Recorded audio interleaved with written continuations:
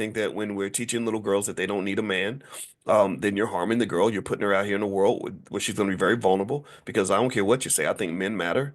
I matter for my wife. My wife matters for me. I would never go through life thinking I don't need a woman. I don't need black women. No, I need black women. Black women done had my back so many times it's ridiculous. Starting with my mama. My mama she could have just aborted me and I wouldn't even exist. So that was the first woman that had my back. Then she fed me for approximately 158,670 hours until I hit the age of 18 and she's been with me ever since. So don't you ever try to convince me that I don't need women, that we don't need women because that would be ridiculous. I would look at you like you're an alien and that you're crazy.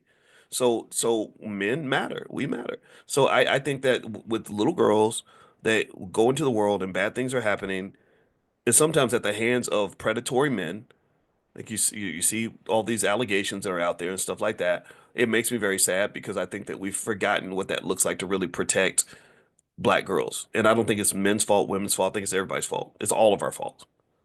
So anyway, let's keep going.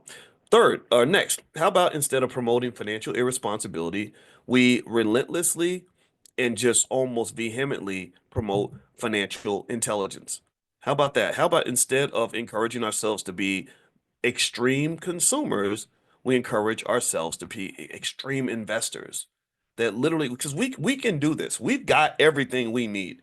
Literally, just with 1/10 of what I've taught you all in this class so far, you could take 1/10 of that and financially dominate 60, 70% of the earth. I guarantee you. Like Americans are so horrifically financially unprepared. It's ridiculous. And I don't you can't tell me that's an accident. That's not an accident. They can easily put financial literacy, basic financial literacy in the public school system and make sure everybody knows how to be financially intelligent. Everybody understands investing. I can show you how to people say, well, I talked to a pastor. He was a big time pastor. He ran some big organization, a Southern Baptist something. And I was sitting next to him and in a meeting and we were talking the person was speaking about something. He goes, so, Dr. Watkins, how long would it take? He said, if I gave you, if we had 3 or 4 hours of a seminar, would you be able to teach people how to invest in 3 hours?